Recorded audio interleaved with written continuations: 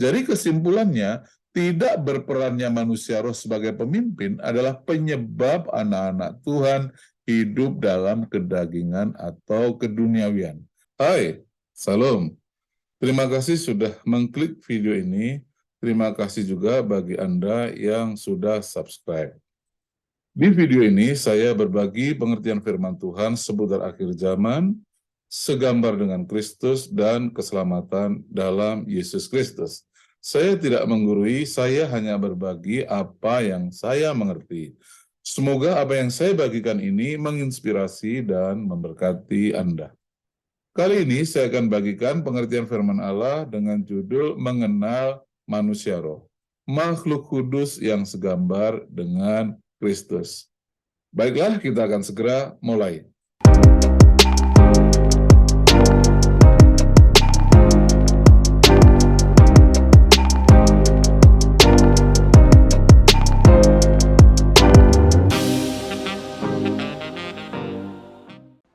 Ya, kita akan membahas mengenal manusia roh, makhluk kudus yang segambar dengan Kristus. Dewasa ini, salah satu pengetahuan yang dirasa sangat kurang adalah pengetahuan mengenai manusia roh, yaitu manusia roh yang sudah lahir baru. Banyak anak Allah yang belum mengetahui apa dan bagaimana peran dan fungsi manusia roh itu ke dalam kehidupannya atau di dalam kehidupannya. Sebagai akibatnya, banyak anak Allah yang hidupnya masih dikuasai oleh keinginan daging dan jatuh bangun dalam dosa.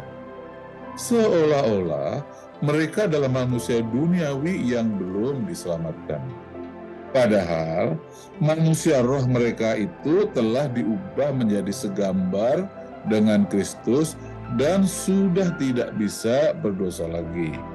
Anda bisa lihat 2 Korintus 3:18 atau 1 Yohanes 3 ayat 9 ya. Bagi yang belum tahu, silahkan lihat video berjudul Segambar dengan Kristus. Linknya disertakan di deskripsi ya, oke? Alih-alih mengaku sebagai manusia ilahi yang tidak berdosa lagi dan yang sudah segambar dengan Kristus, anak-anak Allah yang kurang pengetahuan itu memandang diri mereka sendiri, dalam arti kata percaya diri mereka sebagai manusia duniawi yang penuh dosa dan kelemahan. Ya, Anda tentu sering mendengar ya orang berkata, kita kan masih manusia, kita kan masih hidup dalam daging. Ya, wajar dong kalau kita berdosa. Kurang lebih Anda mendengar pengakuan-pengakuan seperti itu. Itu adalah akibat bahwa kita tidak memahami siapa diri kita yang sebenarnya. Untuk itu, saya ajak Anda untuk mengenal peran dan fungsi manusia roh dalam hubungannya dengan dirinya sendiri dan dengan roh Allah di video ini. Iya, ada 3 topik pembahasan yang kita akan bahas. Pertama, peranan manusia roh dalam hidup manusia itu sendiri. Kedua, fungsi manusia roh dalam hubungannya dengan roh Allah. Dan ketiga, potensi besar yang dimiliki manusia roh. Oke, kita akan membahasnya satu persatu. Ikuti dengan baik agar Anda tidak gagal paham. Pertama, peranan manusia roh dalam hidup manusia itu sendiri. Ya, saya ajak Anda membaca Roma pasal 12 ayat 1 sampai ayat 2. Dikatakan begini, karena itu saudara-saudara, demi kemurahan Allah, aku menasihatkan kamu supaya kamu mempersembahkan tubuhmu sebagai persembahan yang hidup, yang kudus, dan yang berkenan kepada Allah.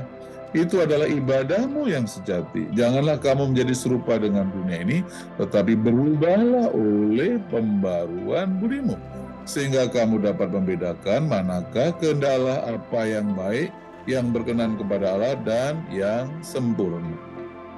Ya, di sini kita melihat ada 3 bagian manusia yang dibicarakan oleh Rasul Paulus. Rasul Paulus berkata, kamu, tubuhmu, dan juga budimu, atau kata lainnya adalah pikiran atau jiwa manusia. Nah, kepada kamu, yaitu roh manusia ini, Firman Tuhan mengatakan supaya kamu mempersembahkan tubuhmu. Dan roh manusia juga punya tugas untuk memperbarui budimu. Artinya siapa? Artinya hakikat manusia itu adalah memang manusia roh itu. Memang manusia roh ini. Dan ini bukan sekedar manusia roh biasa ya, ini adalah manusia roh yang sudah lahir baru, yang sudah segambar dengan Kristus, dan yang sudah tidak bisa berdosa lagi. Dalam kapasitasnya yang sudah tidak berdosa lagi itulah, maka roh manusia diperintahkan untuk apa? Mempersembahkan tubuhnya sebagai persembahan yang hidup dan yang kudus. Sebab kalau roh manusia belum kudus, mustahil ia bisa mempersembahkan tubuhnya menjadi kudus. Yang kedua, roh manusia juga dapat perintah untuk melakukan pembaruan budi supaya hidupnya berubah, tidak menjadi sama dengan dunia. Nah, dari nas ini jelas terlihat bahwa peranan manusia roh adalah memimpin tubuh dan jiwa ke dalam kehendak Allah, yaitu mempersembahkan tubuh dan melakukan pembaruan pikiran.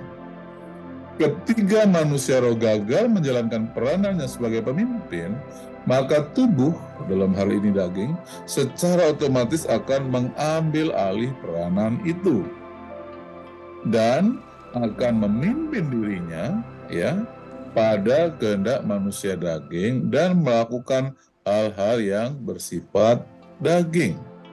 Nah, jadi Anda lihat di sini bahwa apa sih peranan manusia roh dalam hidup manusia itu sendiri? Peranannya adalah ia harus memimpin tubuhnya, ia harus memimpin jiwanya dalam kehendak Bapa. Tubuh harus bisa dipersembahkan, jiwa harus terus mengalami pembaruan sehingga menjadi tidak sama lagi dengan dunia ini. Oke? Nah, ini saya buat ilustrasi ketika manusia roh itu berperan dengan benar. Ketika manusia roh berperan dengan benar, maka ia akan menjalankan fungsi kepemimpinannya.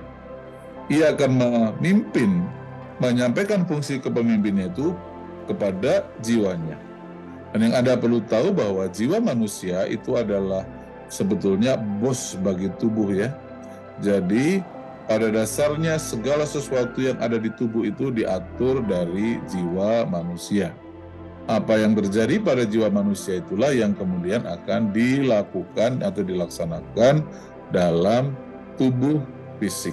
Jadi, roh memimpin, jiwa menghubungkan, dan tubuh menjadi pelaksananya di dunia ini, memanifestasikannya di dunia ini.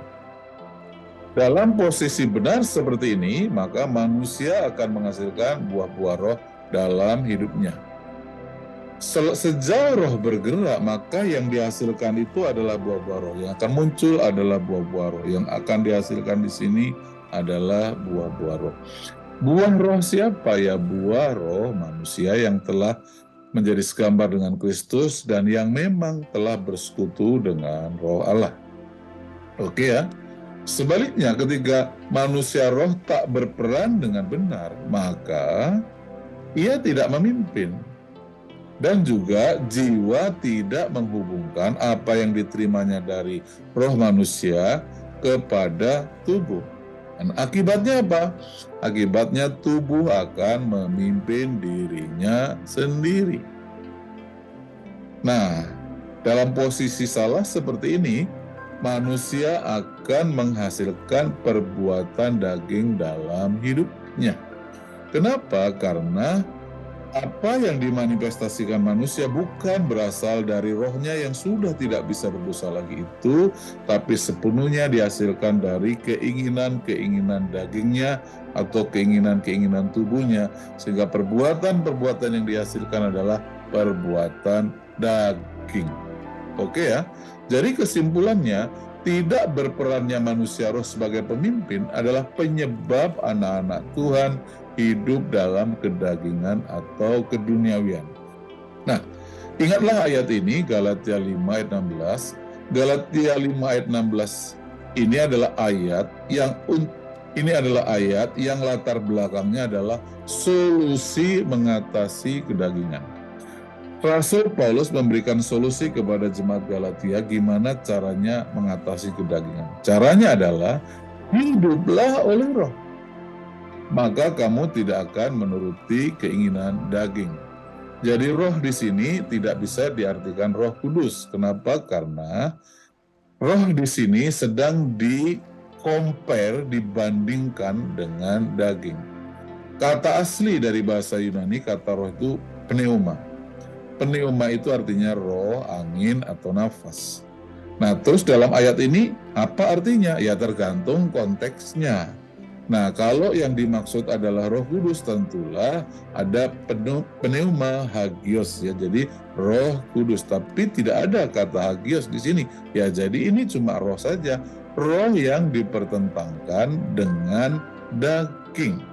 Nah, yang Anda perlu tahu bahwa antara roh dan daging itu bersifat dualitas, bersifat bertentangan satu sama lain.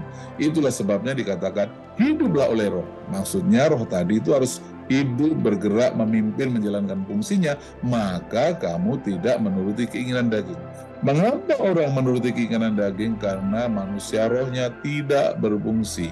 Rohnya tidak menjalankan tugasnya. Dia tidak hidup oleh roh manusia ini, tapi hidup oleh keinginan-keinginan dagingnya. Nah, ingatlah, antara manusia roh dengan manusia daging bersifat dualitas, yaitu dua hal yang bertentangan. Ya, di hidup ini ada dualitas ya Bapak Ibu. Di dualitas itu artinya ada siang, ada malam, ada baik, ada benar, ada tinggi, ada pendek, ada gemuk, ada kurus, ada bodoh, ada pintar, ada kaya dan miskin.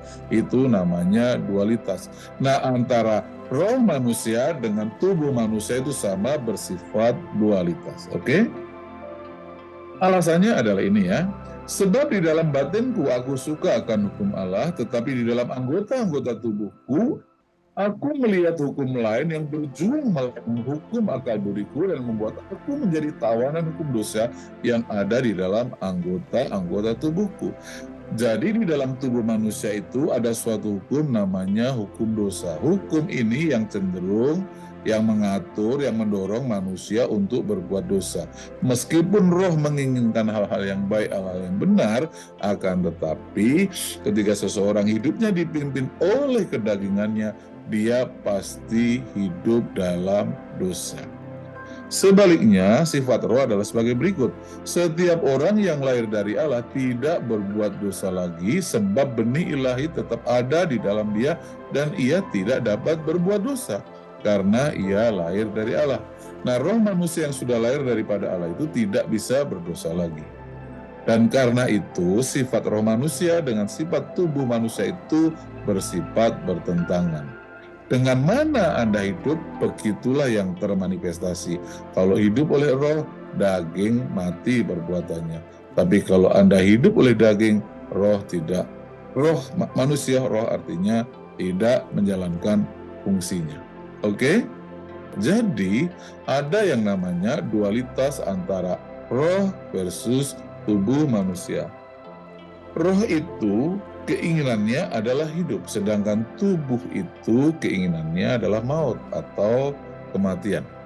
Itulah sebabnya perbuatannya perbuatan daging, karena memang tubuh akan berujung pada kematian. Tapi kalau orang mengikuti daging, itu akan berbahaya. Tapi kalau orang mengikuti keinginan roh, maka dia akan baik-baik saja. Maka Rasul Paulus pernah berkata, maksudku ialah hiduplah oleh roh, maka kamu tidak akan menuruti keinginan daging. Sebab keinginan daging berlawanan dengan keinginan roh, dan keinginan roh berlawanan dengan keinginan daging.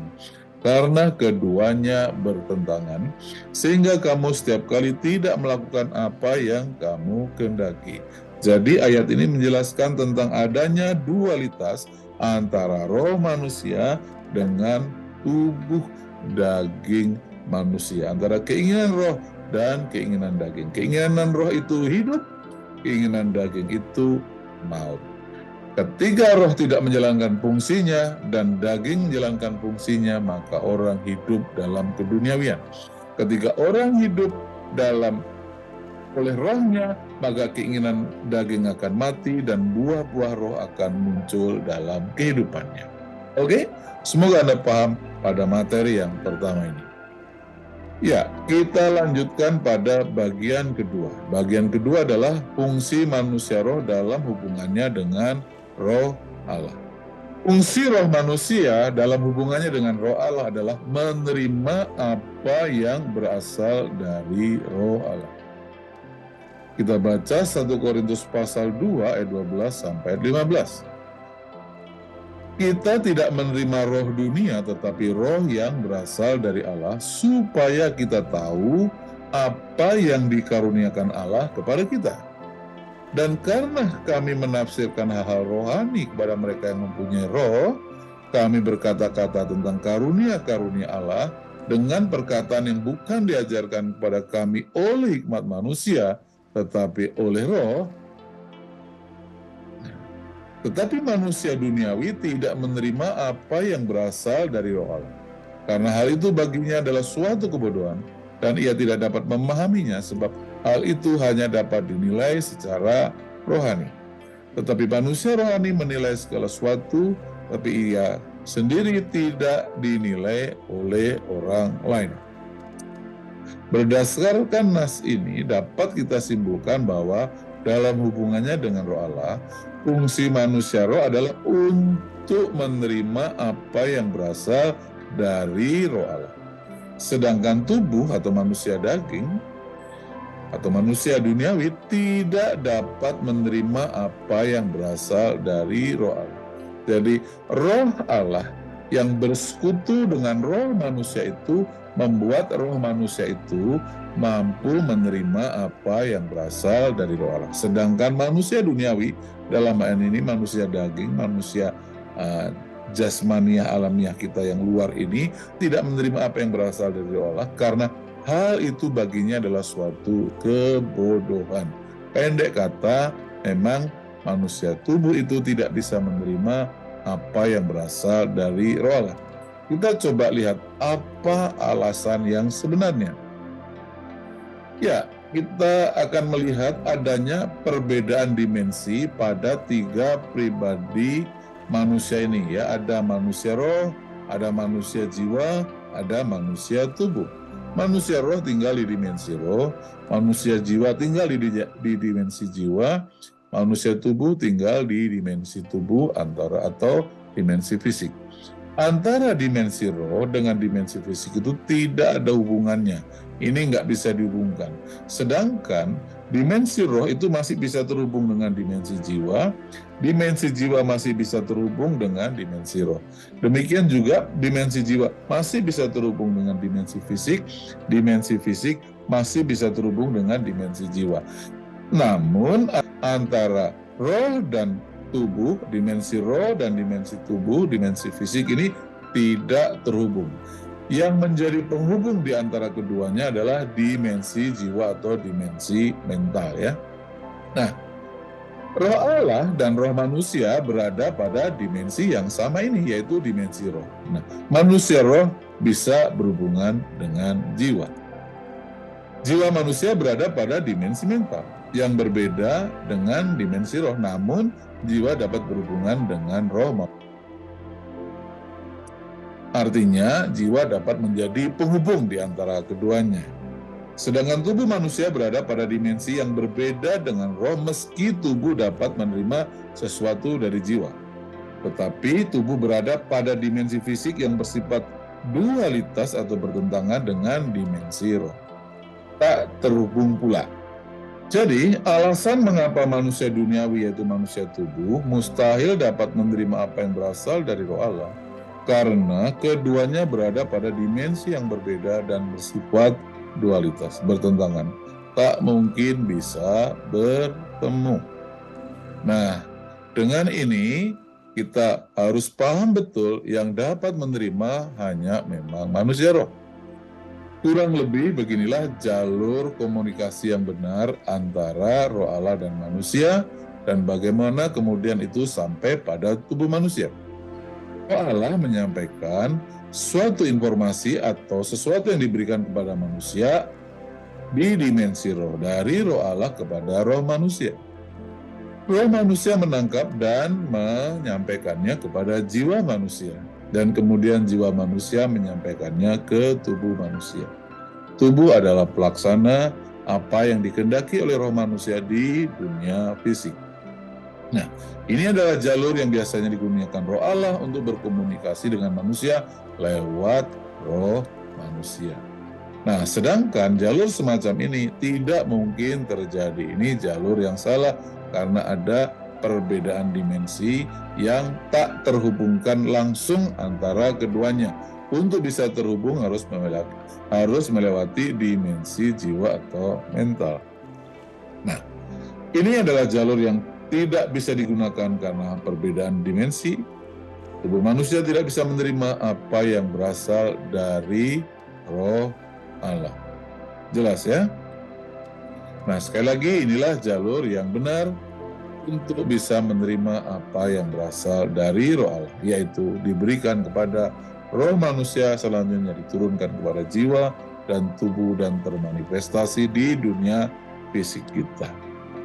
Oke, ini adalah jalur yang biasa digunakan roh Allah untuk berkomunikasi dengan manusia.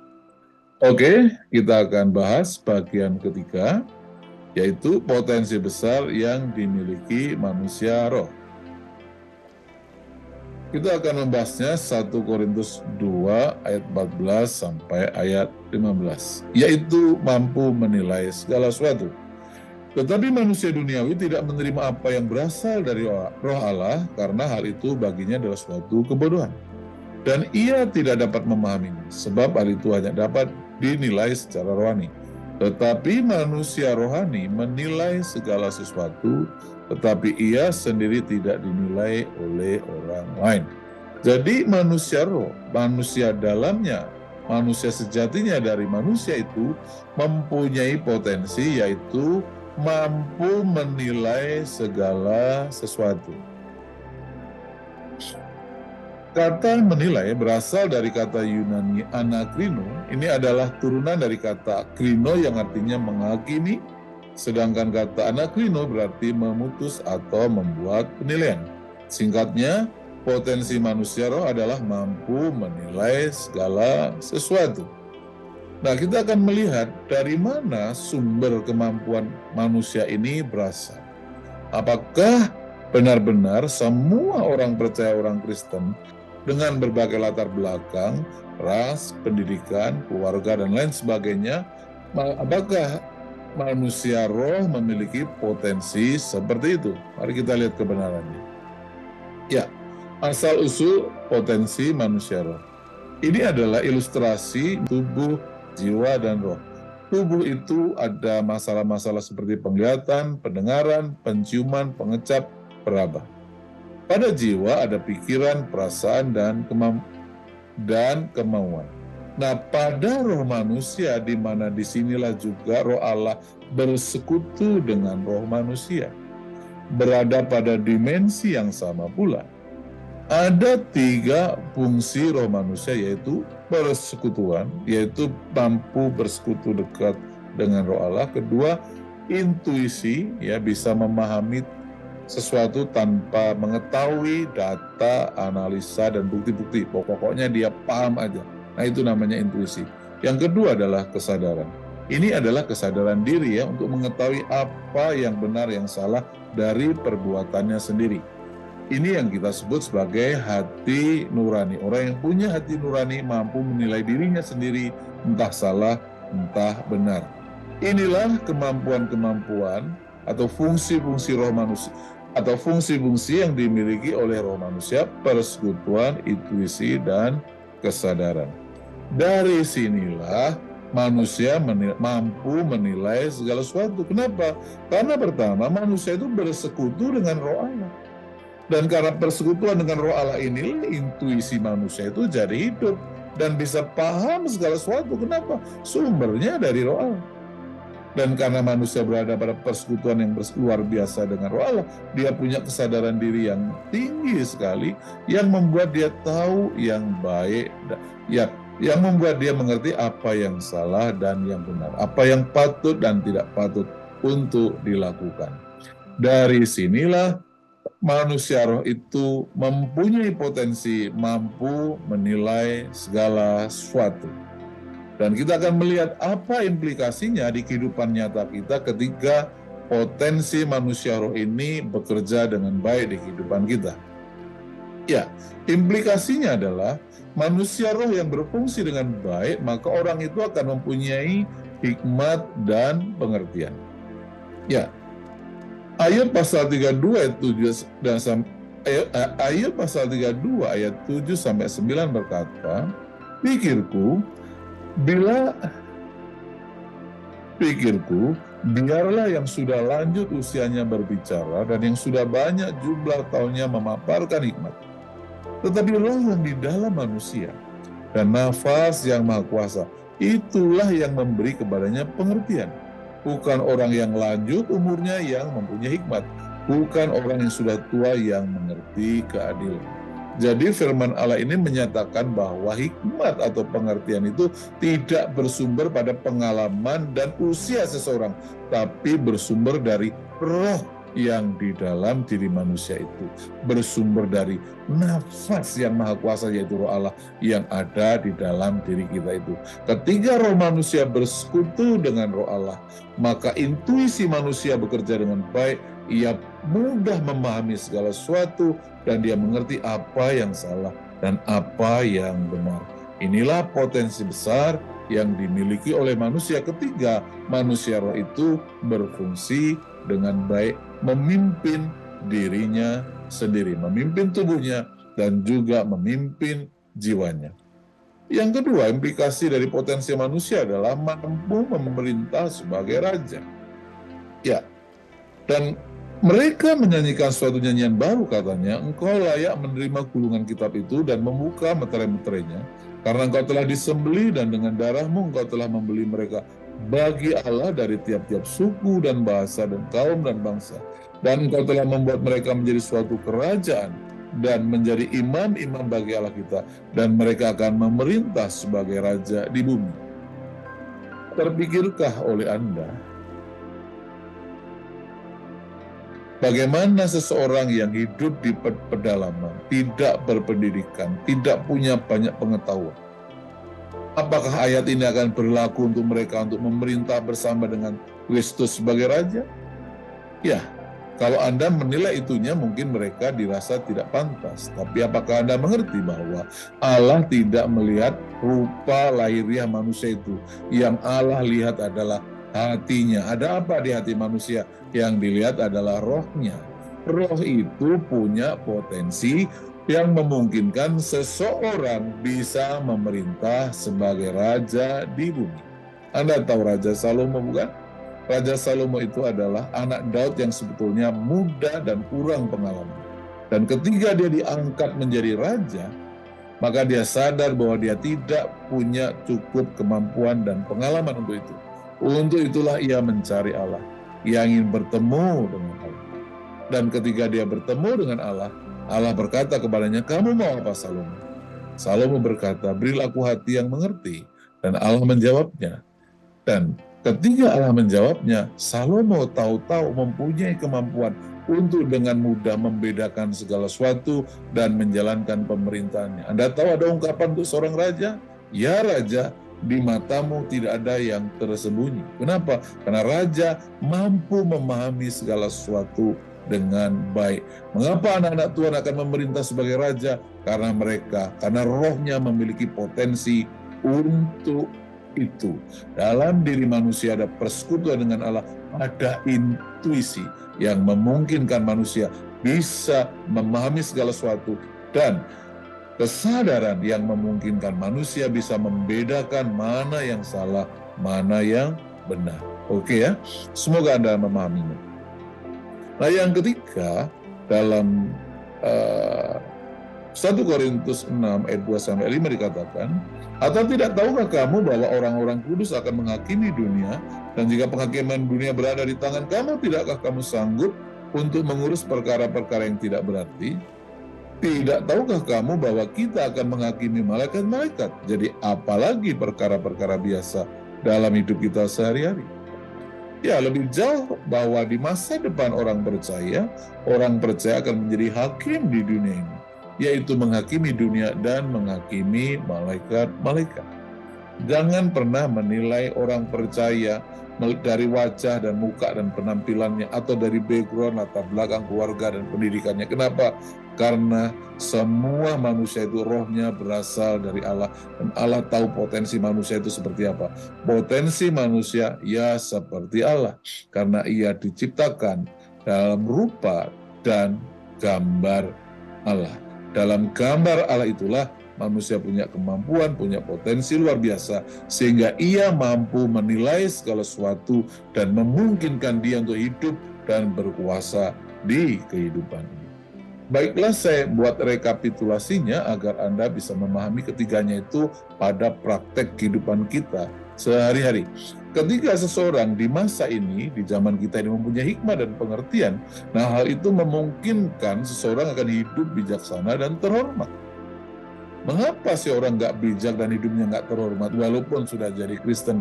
Karena dia hikmatnya, potensi manusia rohnya tidak bekerja dengan baik dalam hidupnya, sehingga dia tidak punya hikmat dan pengertian.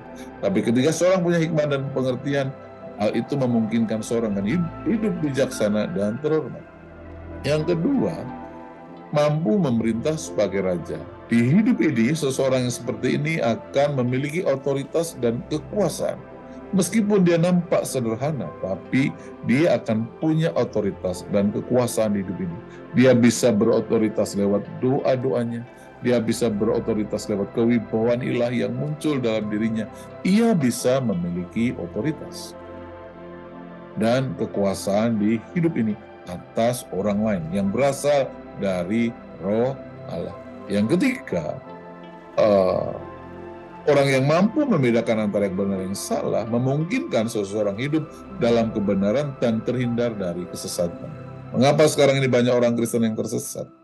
Bahkan pendeta pun ada yang tersesat. Karena mereka tidak mampu membedakan antara yang benar dan salah. Mengapa seseorang tidak bisa membedakan antara yang benar dan salah? Karena kesadarannya, hati nuraninya tidak berfungsi. Mengapa hati nurani tidak berfungsi? Karena manusia roh mereka tidak memimpin hidupnya sehari-hari. Terkadang manusia daging lebih banyak menguasai kehidupan mereka. Itulah penyebabnya. Jadi ketika manusia roh tidak berfungsi dengan benar, maka manusia itu akan hidup dalam kebodohan dan kehinaan, lemah dan tak berdaya, berdosa dan tersesat. Sebaliknya ketika manusia roh itu bekerja sebagaimana, menjalankan fungsinya sebagaimana mestinya, ketika manusia roh itu berfungsi dengan baik, maka orang itu akan hidup dalam kebijaksanaan dan kehormatan, hidup dalam otoritas dan kekuasaan, dan hidup dalam kebenaran dan terhindar dari kesesatan. Itu yang pasti akan terjadi.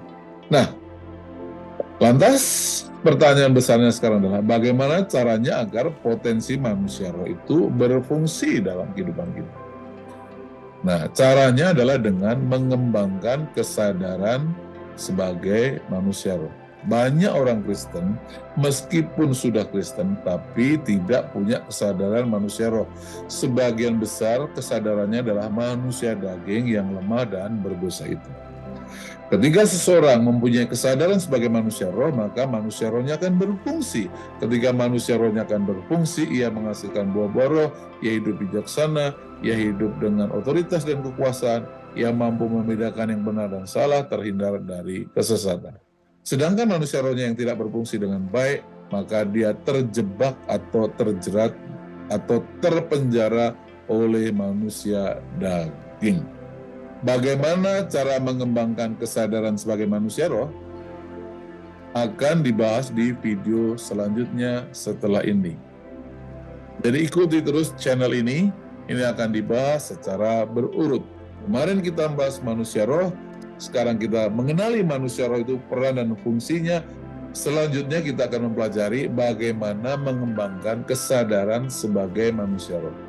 Meskipun Anda sudah lahir baru, kalau Anda tidak punya kesadaran manusia roh, otomatis kesadaranmu manusia daging. Ketika kesadaranmu manusia daging, maka yang termanifestasi dalam hidupmu adalah kedagingan. Demikianlah tadi mengenal manusia roh, makhluk kudus yang segambar dengan Kristus. Bagaimana dengan pendapat Anda? Silakan diketik di kolom komentar. Oh iya, bagi Anda yang diberkati oleh video ini, silahkan subscribe, karena subscribe Anda akan memberi saya energi untuk terus menghasilkan video yang menginspirasi dan memberkati. Sampai bertemu di video selanjutnya. Tuhan Yesus memberkati.